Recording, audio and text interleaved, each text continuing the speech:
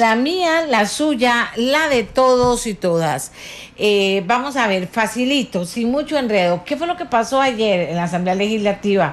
¿Qué fue lo que pasó? Que se comenzó la sesión con una idea de lo que iba a pasar y terminó con otra idea. O no, estoy equivocada, pero que don Alex Ibaja, analista parlamentario, nos ubique un poco. Don Alex, muy buenos días. Buen día, doña Amelia, y buen día a todas las personas que nos escuchan. En efecto, al inicio de la sesión, la fracción del Partido de Unidad Social Cristiana no tenía una decisión final adoptada. Y eso provocó una serie de recesos en donde no se inició con la votación del directorio hasta después del almuerzo. Eso hizo, ese tiempo, hizo que cada movimiento que hacía una bancada, las otras bancadas hacían otros movimientos.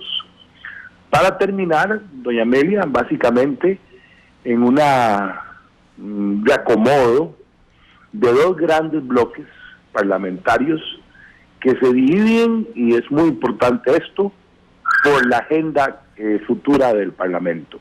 Claro. Para los próximos 12 meses. Claro.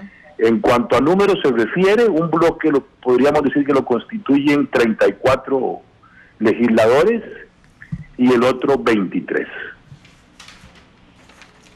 34 y 23, don Alex. Usted dice la agenda, una agenda que en el fondo está definiendo varias cosas. O sea, ¿qué fue lo que definitivamente, mejor se lo pregunto a usted, lo que definitivamente definió que se llegara a un acuerdo después de estar en ese estira y encoge? ¿Qué fue lo que definió y quién llevó la batuta en esa definición? Bueno, finalmente hay un tema que divide al Parlamento en dos bloques. Básicamente hay un tema que es el que guía, digamos, la forma en que se expresan las distintas bancadas. Es el tema de la reforma fiscal. Uh-huh. Hay dos visiones. Y si leemos los dos acuerdos, ahí se puede precisar que hay dos visiones de cómo abordar el tema fiscal. Y en eso, la participación de la fracción de la unidad fue importante porque consolidó dentro de lo que se conoce como la alianza de oposición una de las visiones y cuenta con el apoyo de 34 legisladores. Ok, consolidó una de las fracciones, pero que la gente terminaba dándose cuenta. O sea, si tuviéramos que decir cuál es ese punto de vista que terminó definiendo la forma en que se van a tratar unos temas que eran importantes, voy a decir uno, registro de accionistas, por ejemplo, cómo se va a tratar el tema, y entonces la gente dice, bueno, entonces eso era todo al final, era cómo íbamos a hacer eso es lo que definió que pasara lo que pasó. Sí, doña Amelia, es correcta su apreciación. Le adicionaría lo siguiente. Véase que la alianza de oposición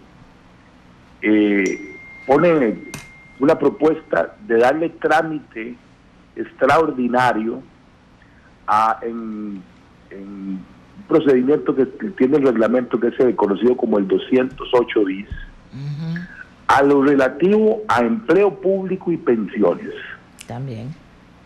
¿Esto qué significa? Significa que la alianza de oposición le indica al gobierno, primero vamos con contención y reducción de gastos. Uh-huh. Si no superamos ese escollo, no entramos al aumento de la carga fiscal. Ahora, y esto va a ser muy importante lo que el señor presidente exprese hoy a las 3 de la tarde, porque ahora el gobierno tiene que tomar esa decisión. En la bancada del PAC hay votos suficientes para decirle sí o no a ese 208 bis. Y ahí se puede estar definiendo el futuro del ajuste fiscal que el país requiere. Hay otros temas alrededor de esa gran posición, como por ejemplo el 19.245, que es el expediente que se conoce como fraude fiscal, que lo que se determina es que sí se va a crear un registro centralizado de accionistas, fuera del Ministerio de Hacienda, y que las autoridades competentes pueden solicitar la información de los accionistas de las compañías, pero antes de concretarse la solicitud debe ser conocida en un tiempo muy rápido por lo que se denomina un juez de garantías. Este juez de garantías lo que hace es hacer una pequeña revisión si la solicitud está hecha de conformidad a la misma ley lo establece. Este mecanismo, doña Amelia, les recuerdo a las personas que nos escuchan, se estableció hace 3 años para cuando autoridades tributarias extranjeras lo solicitan sobre sus ciudadanos con actividad económica en Costa Rica, en aquella ley que se denominó Ley para cumplir con el estándar de transparencia fiscal. Me parece que es una medida que no es lo que quería la administración tributaria, pero sí, si quiere ser objetivo, es un buen equilibrio. Buen equilibrio porque el juez de garantías que resuelve entre 48 y 72 horas, lo que hace es confirmar, es nada más verificar que no hayan abusos. Vamos a ver, ¿usted lo cree así tan fácil, don Alex? Tanto esfuerzo, tanta cosa, tanto dar vuelta, tanta cosa, ¿verdad? Y atrasar otras por esa única cosa, don Alex. Bueno, también no es esa única, no es ese único asunto. Están los estándares de seguridad, de protección de la información.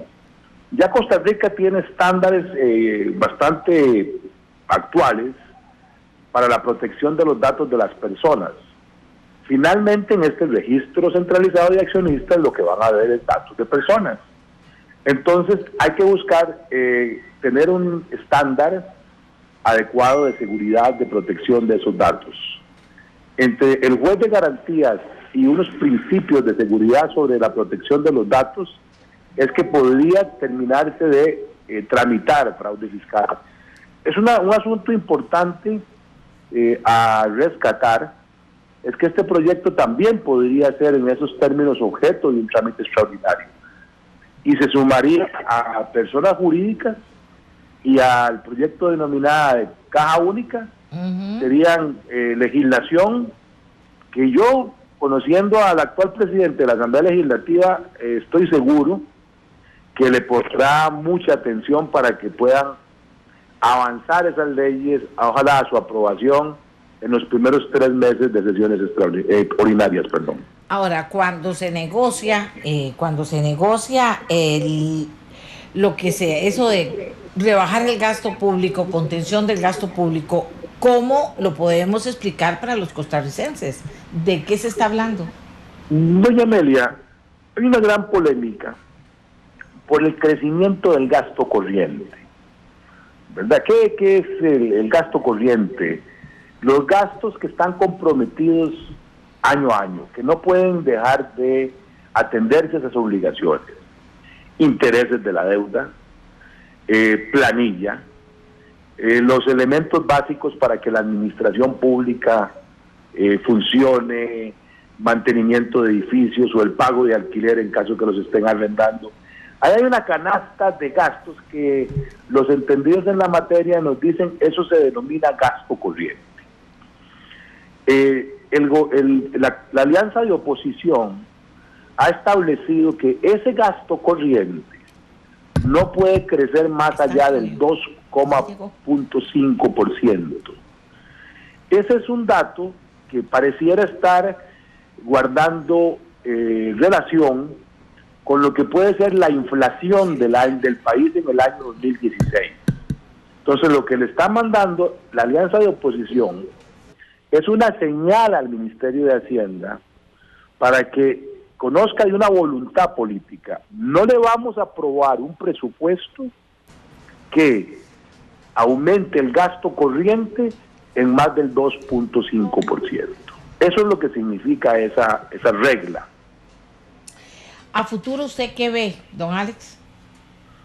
Bueno, el Ministerio de la Presidencia tiene una enorme tarea con el gobierno. Y aquí la gran pregunta es cómo va a afrontar estos retos la fracción de gobierno. No es secreto, se ha mostrado el mismo día de ayer, se mostró que no hay unanimidad en algunas decisiones de la bancada del Partido de Acción Ciudadana. Aquí es muy interesante, como le comentábamos ayer en este mismo medio de comunicación, aquí los reflectores se van a estar moviendo continuamente sobre ciertas figuras. Por ejemplo, ¿cómo va a actuar el diputado Otón Solís, fundador del Partido de Acción Ciudadana, y sus legisladores más cercanos frente a esta propuesta de la alianza de oposición? Véase, doña Amelia, que para el 208 bis faltan solo 4 votos. Cualquier incisión, cualquier división en la bancada de gobierno de 4, 5, 6 votos hace que la alianza de oposición pueda cristalizar esos procedimientos especiales. Lo digo porque don Otón también ha sido un crítico y ha llamado la atención sobre el tema del empleo público y pensiones. Y ahí es donde creo yo que don Sergio Alfaro, ministro de la Presidencia, el viceministro Mora, tienen una tarea titánica, sobre todo en este periodo que inicia hoy de sesiones ordinarias. ¿Qué espera del discurso del presidente en este panorama que usted nos analiza? Bueno, espero que el señor presidente de la República, tal como nos lo ha anunciado en estos últimos días y como se puede ver en las campañas de comunicación que está desarrollando el Ministerio de la Presidencia, nos va a hacer primero un inventario de lo que a su juicio son obras concluidas, promesas concluidas, que van a tratar de justificar esto que se ha denominado en el argot político el cambio PAC. Y viene la parte muy importante, doña Amelia, que me parece a mí que es provechoso para el país. ¿Por qué? Porque esta reforma al reglamento que hace que la sesión donde concurre el señor presidente sea un día después de la elección del directorio, queda como perfecta. El presidente tiene que dar su posición respecto a estos 2 acuerdos. Cómo el gobierno de la República va a interpretar y proponer la implementación de estos 2 acuerdos. ¿Cómo va a ser esa gran negociación? Porque en esos 2 acuerdos está el tema central del gobierno de hoy, que es el tema fiscal. Entonces va a verse obligado a opinar respecto de empleo público, de pensiones, de aumento del ingreso fiscal y otros proyectos que están contemplados en la agenda fiscal. Tenemos un poquitito de problema, don Alex, pero ya como para ir cerrando, le quería preguntar, bueno, de todas formas, cualquier partido que quiera hacer gobierno tampoco puede ponerse a que no por no y no con el tema fiscal, ¿verdad? Porque es soga para su propio pescuezo, diría nuestro pueblo.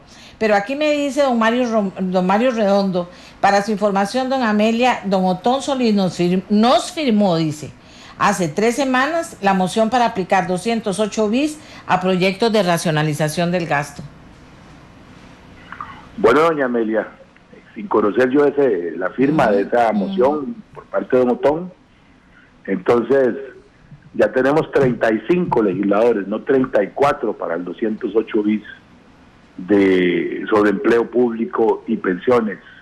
Faltan solo 3 votos para aplicarle un procedimiento especial. Quiero llamar la atención, doña Amelia, que ese tema de empleo público y el tema de pensiones, lleva usted razón cuando le indica a la clase política que hay que explicarle a los trabajadores del sector público con lujo de detalles qué significan esos proyectos. Porque si hay mala desinformación, si los empleados del sector público entienden que es un ataque directo a su estabilidad laboral o al monto de salario que reciben hoy, que se interprete que esas leyes son disminución de los salarios actuales, aunque tengamos los votos, las calles no van a permitir votar esos proyectos. Es absolutamente cierto eso que usted me dice. Yo hablé con profesionales, con gente de 40 años, que me decía, no, en el sindicato o en la Unión Médica Nacional o aquí, me dijeron que me van a rebajar el salario. Le digo, pero ustedes no saben cómo son las leyes, cómo se hace una ley, qué pasa cuando algo es ley. No lo entienden, ¿verdad? Porque parece que está muy bien dirigida la malinformación, pero no está bien explicada la verdadera información, que es lo que a mí me preocupa. Porque entonces, ¿sobre qué vamos a trabajar? En un parlamento multipartidista, doña Amelia, en el 2016, en la sociedad de la información que vivimos, los parlamentos, no solo en Costa Rica, en todo el mundo, ya no tienen que preocuparse solo por tener los votos para aprobar los proyectos. Ahora deben preocuparse de tener los votos para aprobar los proyectos, de comunicarle a las sociedades el alcance de los mismos para que las sociedades acepten o no acepten estas imposiciones. Ahora hay miles de formas de expresar la opinión de las personas. Y si no se comunica correctamente, sí, aunque se tengan los votos, las leyes no se aprueban. O las leyes... Bueno. Don Alex, como siempre, muchísimas gracias. Quiero decirle que aquí tengo ya al presidente de la Asamblea Legislativa, Juan Antonio Álvarez, con quien vamos a hablar. Si usted no está ocupado, no tiene que salir, pues yo le agradecería si al final también podemos retomar un poco el análisis con usted luego de conversar con don Antonio. ¿Qué le parece? Con todo gusto, estamos a la orden. Muchas gracias. Bueno, buenos días, don Antonio. Muy buenos días, un gusto estar aquí con usted, doña Amelia. Después de un día de mucho trabajo, un día de más trabajo, decía don Rodrigo Fournier. Después de que se logran ciertas metas, al día siguiente hay que trabajar más y mejor. Sí, además tenemos hoy el discurso del señor presidente de la República, que debe rendir cuentas en la Asamblea Legislativa, entonces seguimos con una agenda tareada el día de hoy. Una agenda tareada, pero por otro lado ya comienza a trabajar usted en la agenda de trabajo de la semana.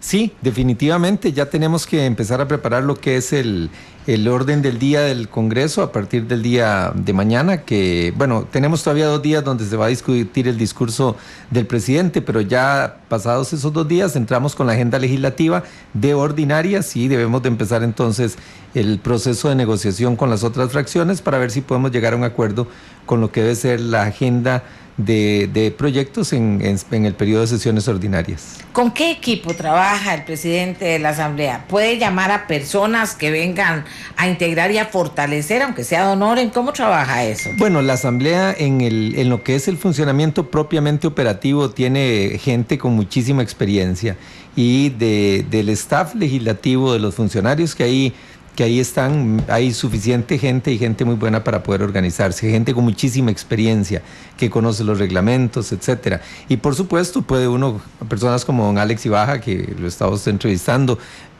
consultarles, invitarlos a que opinen, que den sus criterios, y así como él, muchas otras personas que tienen experiencia legislativa y que conocen también los partidos políticos para poder avanzar. Pero sí es fundamental en este trabajo ir de la mano con los jefes de fracción. Le decía yo a don Alex que por lo menos la lectura que yo daba es que al final, después de tanto estire y encoge, se había terminado definiendo todo prácticamente por el tema de la lista de los accionistas, cómo se va a hacer, este juez de garantía. Es correcto, don Antonio, que al final todo caminó hacia ahí, y si usted me puede decir por qué. Yo diría que algo mucho más amplio. La gran pregunta era ¿cuál es el cronograma para el tema de impuestos? Uh-huh. ¿Y cuál es el orden para discutir los temas fiscales? Me parece que es eso. El tema del accionista es un tema puntual en un proyecto de ley, pero la parte de mayor visión es, ¿hay un problema fiscal en el país? ¿Cuál es el calendario con el que lo vamos a combatir? Y ahí entonces vino la primera definición. Vamos a entrar a los temas de gasto público, y hasta tanto no arreglemos en los temas de gasto público, no vamos a pasar al tema de ingresos. Si no, le vamos a pedir a los costarricenses que se le aumente los impuestos si antes no hemos arreglado el tema del gasto. Ahora, ¿cuáles son esos temas de gasto público? Bueno, ¿Y cuán avanzados van?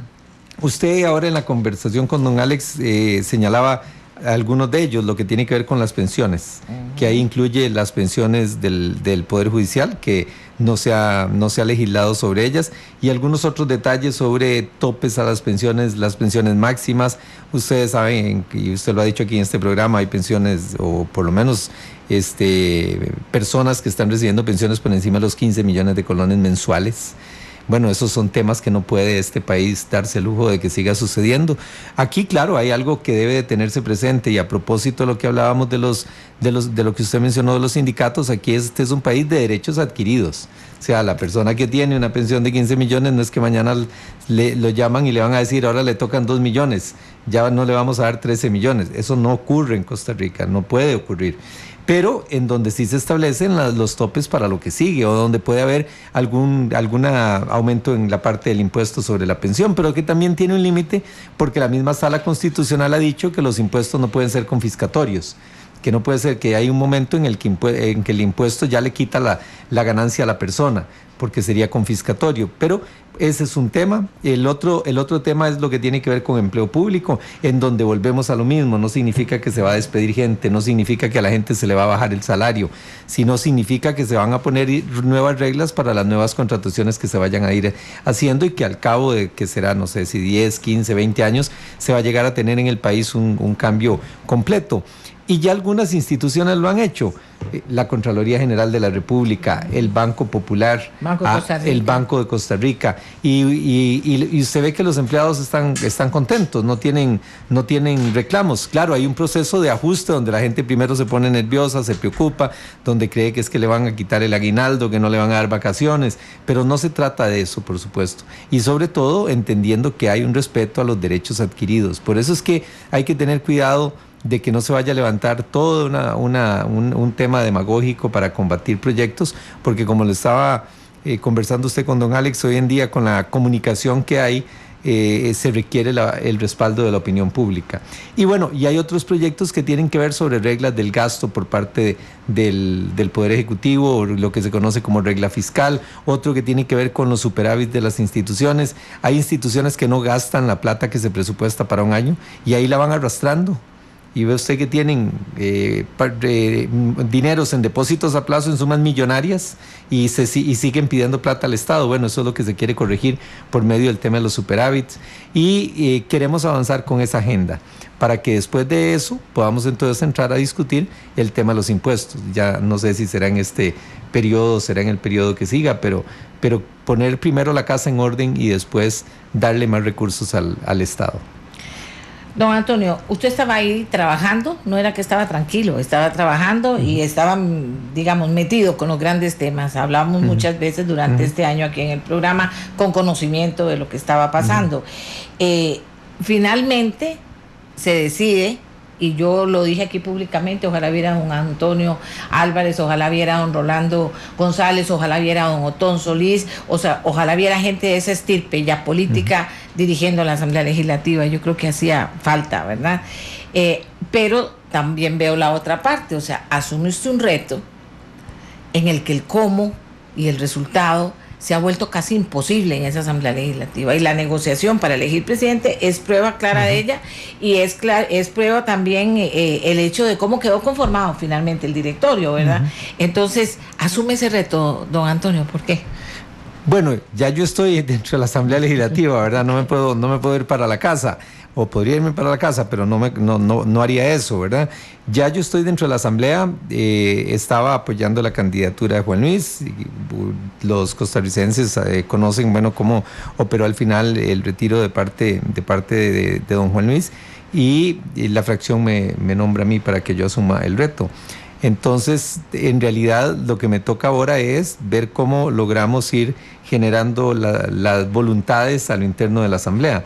Ya hay un acuerdo de 7 fracciones. Ahora falta de incluir y de conversar con las otras 2 fracciones, que serían el Partido Acción Ciudadana y el Frente Amplio. En el caso del Partido Acción Ciudadana, lo lógico sería que se sume, porque el gobierno ha sido el más interesado en que se avance en estos temas.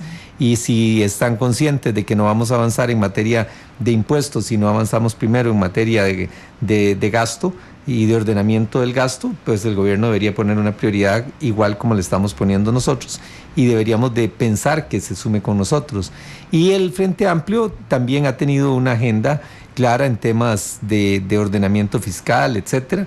Puede ser que ahí sea más difícil en materia de empleo público llegar a algunos acuerdos con ellos. No creo que imposible, porque como lo digo, no estamos tocando aquí derechos adquiridos, pero probablemente sí será más difícil poder avanzar con ellos, pero creo que debemos de hacer el esfuerzo por llegar a ese acuerdo. El país lo necesita, y sobre todo si estamos hablando de que no vamos a ver el tema de aumento en los impuestos si antes no entramos a los proyectos de reducción del gasto. Nosotros decimos, hay una asamblea multipartidista en el que cada partido son 3 partidos. ¿Sí? ¿Qué vamos a hacer? Eso es lo que hay ahí. Es casi multipersonal. Multipersonal. Qué barbaridad. Entonces, eso lo hace, por supuesto, que más difícil. ¿Cómo?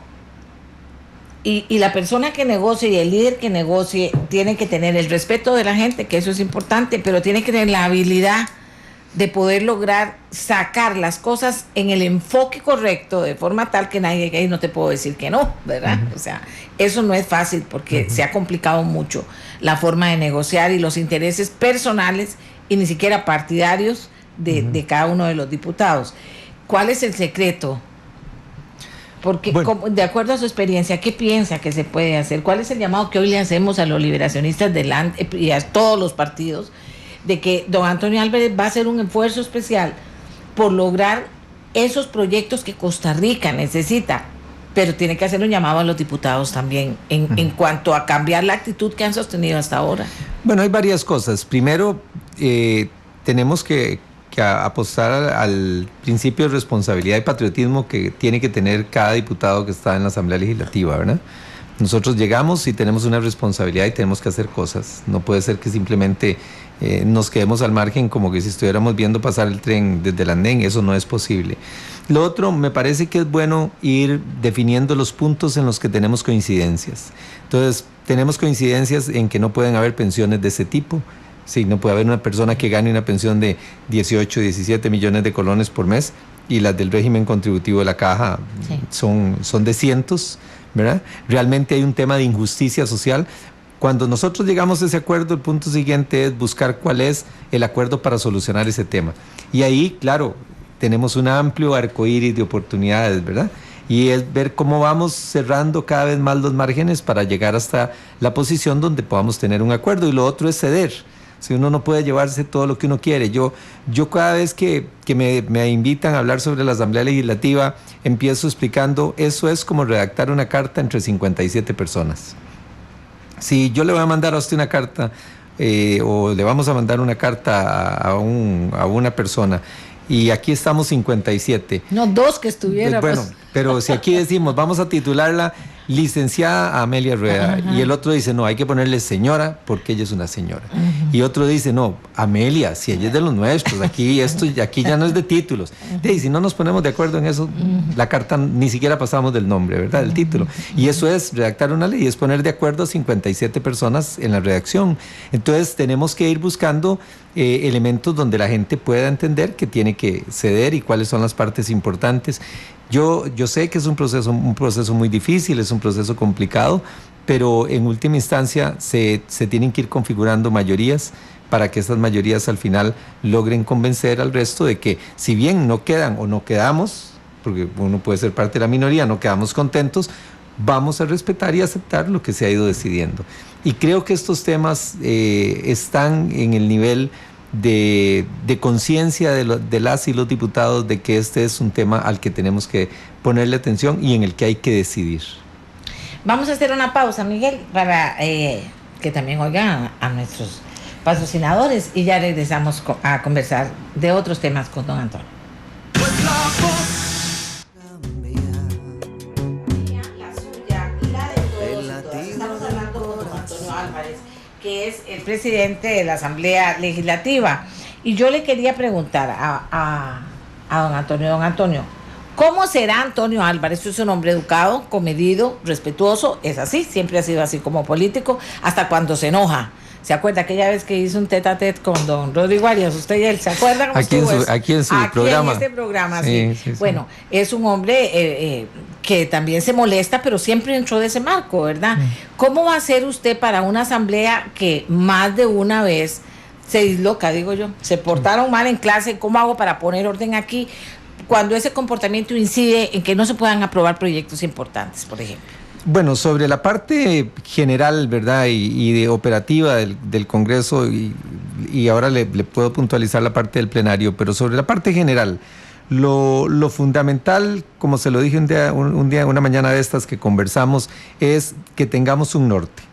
¿Qué es lo que queremos hacer y a dónde queremos ir? Si vamos a entrar en el tema de los proyectos del gasto, debemos entonces de definir cuáles son los proyectos y puntualizarlos y empezar a tener las discusiones en lo concreto. Este es el texto, ¿qué es lo que usted no está de acuerdo?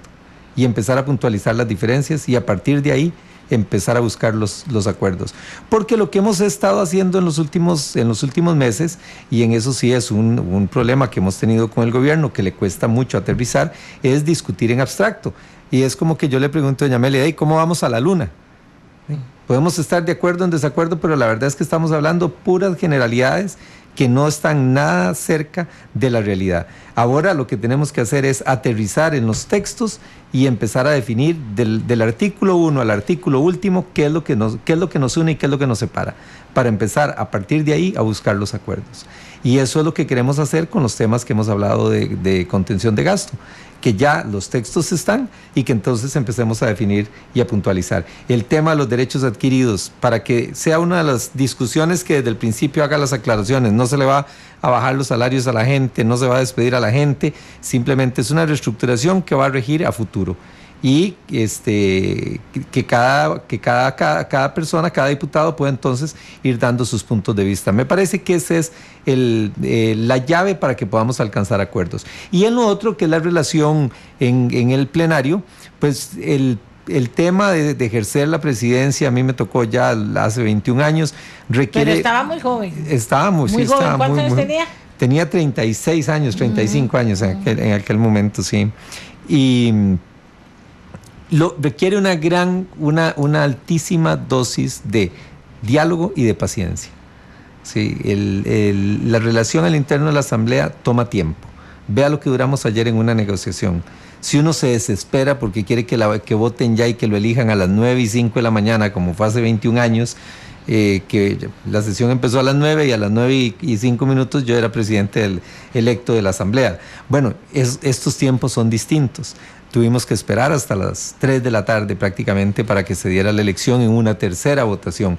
Si usted no tiene paciencia, si usted no sabe manejar los tiempos, si usted es una persona que se desespera, está perdido. En la Asamblea es un tema donde hay que saber manejar los tiempos.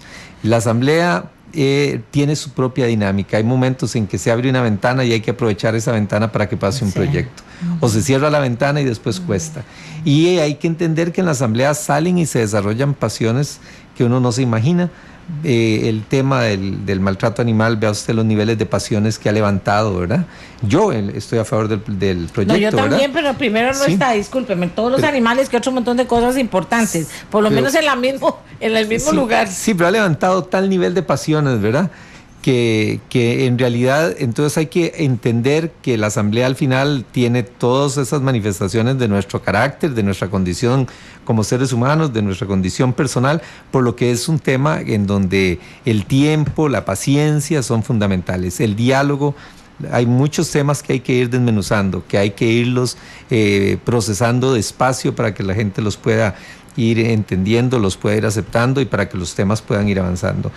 Dentro de este estira y encoge que fue la elección de directorio y de presidente, ¿cómo quedaron los compromisos en cuanto a la integración de las benditas comisiones, no solo y de la presidencia de las comisiones? ¿Cómo quedó eso, Antonio? Bueno, la integración de las comisiones es una autonomía de los partidos políticos. O O sea, se respeta que si los partidos definen quién va a cada comisión, esa es la persona que va a estar ahí. Y el tema de la estructura de las comisiones es muy parecido al que hemos mantenido en el año pasado. Recordemos que esta no es la primera negociación, la alianza empezó hace un año. Entonces, prácticamente se mantienen los mismos equilibrios. Y eso pues, es de alguna forma para irnos dando estabilidad. No es exactamente lo mismo, pero más o menos ese es el esquema que se va a mantener. ¿Es posible en la Asamblea Legislativa trabajar en equipo? Y cuando me digo en equipo es trascender el partido al que pertenezco, la fracción en la que estoy, y poder trabajar en equipo con las otras personas que quieran trabajar conmigo de los otros partidos. Es muy posible, y sobre todo dependiendo de los temas. Hay temas que obviamente generan una polarización, ¿verdad? Y en donde las posiciones son partidarias. El tema de impuestos son temas en donde es posición de partido, pero hay muchos otros temas que no lo son. Ahora que hablábamos de maltrato animal, es un tema que no tiene color político partidista, no tiene una visión político partidista, sino individual. Y no en todos los temas hay una línea de partido. En eso hay que entender que la mayoría de los temas son temas país y los menos son temas político-partidistas, pero los que son más sonoros en opinión pública, usualmente, como es el caso de los temas fiscales, sí son temas en donde hay una posición de partido. Bueno, hace muchos años, efectivamente, usted estuvo en la presidencia de la Asamblea, pero yo que tengo también muchos años de estar en este micrófono, he visto cómo el tema de las triquiñuelas, que digo yo, o esas cosas que se arman por abajo y estoy diciendo una cosa, pero hago otra por el otro lado y todo eso, que públicamente después se da cuenta uno que algo pasó ahí, aunque ellos digan que no. No, nosotros nos pusimos de acuerdo para no ir a votar cuando el regulador general. El regulador, sí. O sea, pueden decir misa, pero todo el mundo se dio cuenta que ahí había pasado algo. Eso ha cambiado mucho en cuanto a estilo de hacer las cosas en la Asamblea Legislativa cuando se están discutiendo proyectos. No solo en la Asamblea, en la relación de gobierno con Asamblea. Porque también yo he dicho aquí que es raro, a veces oigo que el gobierno, y hay alguien del gobierno que dice aquí vamos avanzando todo muy bien, y veo que por el otro lado alguien del gobierno dice que no, mira, eso no estaba así. Eso ha cambiado mucho, eso es dificilísimo de poder manejar, don Antonio. ¿Cómo va a ser usted en esa relación con el gobierno? Bueno, ahora ya todo es mucho más transparente por las redes sociales. Doña Amelia, ya como que algo sea secreto es muy difícil, ¿verdad? Porque con las redes sociales, con la comunicación, en una reunión puede estar uno hablando y lo pueden estar grabando, ¿verdad? En las mismas sesiones de discusión de acuerdos, etcétera, de tal manera que me parece que cada día vamos hacia más transparencia y a que las cosas sean cada vez más públicas, porque si no salen muy rápido, como lo que señalábamos del regulador general. Yo lo dije desde el martes, el día jueves no va a haber quórum, ya aquí se sabe que no va a haber quórum. Bueno, el día jueves no hubo quórum. ¿Para qué negarlo si se sabía que era una posición una vía que se escogió? A mí me parece que fue la equivocada, pero ¿para qué negarlo? Era lo peor que se podía hacer, negar que se hubiera establecido como una política, como una decisión de partido, ¿verdad? Pero eso cada vez es más público. Y en general la dinámica legislativa hoy en día es una dinámica que va más basada en las personas y menos basada en los partidos, porque hay muchas divisiones a lo interno.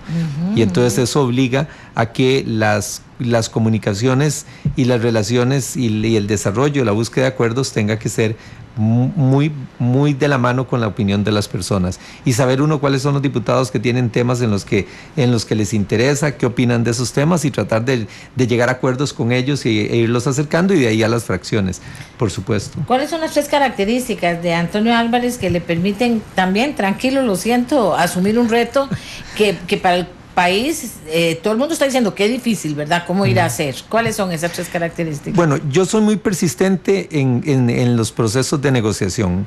Yo tengo muy claras las metas que deseo sacar en una negociación, y de ahí entiendo lo importante y lo accesorio, y trato de no sacrificar lo importante y de que podamos ceder en lo accesorio y podamos trabajar.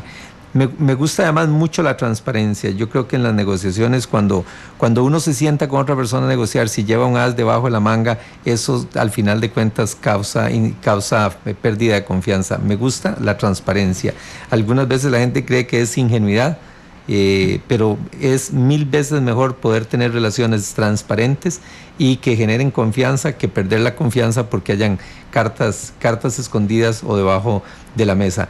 Y me interesa, y trabajo de una manera siempre muy esquemática, tengo siempre muy clara la visión total y eso me ayuda a poder desarrollarme y por supuesto paciencia para hacer las cosas. Yo diría que es prudente también, eso lo diría yo desde afuera, pero ¿qué le pide al gobierno? ¿Qué característica le pide al gobierno para que los dos sean interlocutores preocupados por la bandera blanco, rojo y azul y se pueda avanzar por este país? Bueno, creo que el gobierno tiene que mejorar la comunicación. Yo en 2 años no había tenido conversaciones con el presidente, ¿verdad?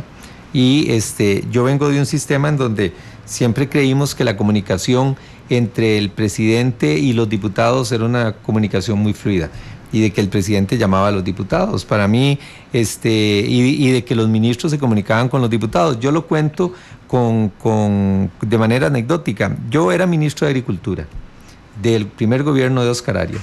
Si en La Nación o en los noticieros o en las radios aparecía una información que decía que tal diputado critica la política agrícola, pasada las 9 de la mañana yo estaba recibiendo una llamada de don Óscar Arias. Antonio, ¿ya hablaste con fulano? ¿No? Y ya conociéndolo, yo le decía, sí, a las 7 o a las 8 de la mañana lo llamé y conversé con él, voy a ir a su despacho hoy. ¿No? Así era la comunicación antes. Yo he hablado con 3 o 4 ministros en 2 años. Entonces me parece que hay que mejorar la comunicación, primer tema. Y segundo tema, me parece que hay que definir una hoja de ruta, que es lo que nosotros no le vemos al gobierno. ¿Para dónde vamos y cuáles son las prioridades? Y si definimos esa hoja de ruta, doña Amelia, el presidente puede tener la seguridad de que yo haré mi mejor esfuerzo desde la Asamblea Legislativa para que esa hoja de ruta en lo legislativo pueda caminar. Y por supuesto, le digo, definirla de manera transparente y pública con conocimiento de todo el mundo, ¿verdad? Le deseamos mucha suerte, don Antonio. Muchas gracias por haber venido a conversar con nosotros esta mañana y estaremos llamándolo muchísimas veces en las mañanas, claro, sí, para ver cómo va caminando las cosas. Será un gusto, muy amable.